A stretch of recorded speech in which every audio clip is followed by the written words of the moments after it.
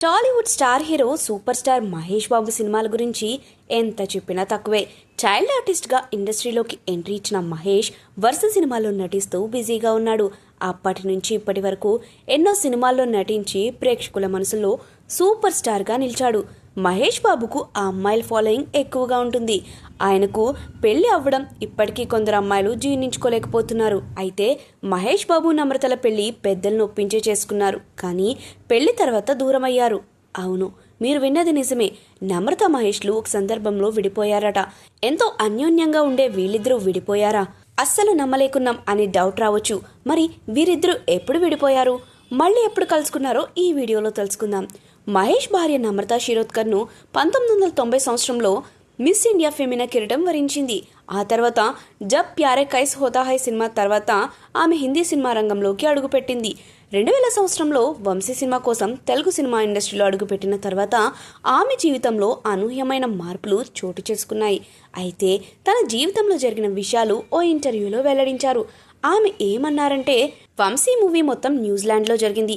సుమారుగా 52 రోజుల పాటు షెడ్యూల్తో సుదీర్ఘంగా షూటింగ్ సాగింది.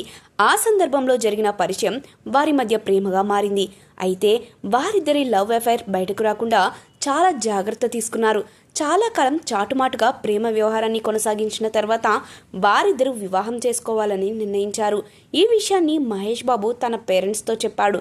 కానీ తన కుటుంబ సభ్యులు నన్ను కోడలుగా అంగీకరించలేదు.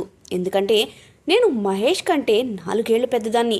అలాంటి అడ్డంకులను ఎదుర్కొని చివరకు 2005 సంవత్సరంలో పెళ్లి చేసుకున్నాం అని నమ్రత శిరోద్కర్ అన్నారు. ఆ తర్వాత ముంబైలో మహేష్ బాబుతో పెళ్లికి ముందు నేను ఫ్లాట్లో ఉండటం అలవాటు. కానీ మ్యారేజ్ తర్వాత హైదరాబాద్లో పెద్ద బంగ్లాలో ఉండాల్సి వచ్చింది. దాంతో నేను కొంత ఇబ్బంది పడ్డాను. నా కోరిక మేరకు నేను మహేష్ ముంబైకి షిఫ్ట్ అయ్యాం. నా బాధను అర్థం చేసుకుని ఆయన ఫ్లాట్లో ఉండేందుకు అంగీకరించారు. ఆ తర్వాత కొద్ది రోజులకు హైదరాబాద్కు మాకం మార్చి ఫ్లాట్లో ఉన్నాం అని ఆమె అన్నారు. ఆ తర్వాత గౌతమ్ పుట్టాడు. ఆ సమయంలోనే నా తల్లిదండ్రులు ఇద్దరూ చనిపోవడం వల్ల డిప్రెషన్కు లోనయ్యా. మహేష్ కెరీర్ పరంగా ప్రతికూల పరిస్థితులు ఎదురయ్యాయి. ఆ తర్వాత మళ్ళీ కలుసుకున్నాం. అప్పటి నుంచి ఇప్పటి వరకు మేము విడిపోలేదు. కనీసం గొడవలు కూడా రాలేదని నమ్రత అన్నారు. వీరి అండర్స్టాండింగ్ హ్యాట్స్ ఆఫ్ అని చెప్పాల్సిందే. మహేష్ బాబు సినిమాల విషయానికి వస్తే ప్రస్తుతం రాజమౌళితో తన 29వ సినిమాని చేస్తున్నాడు.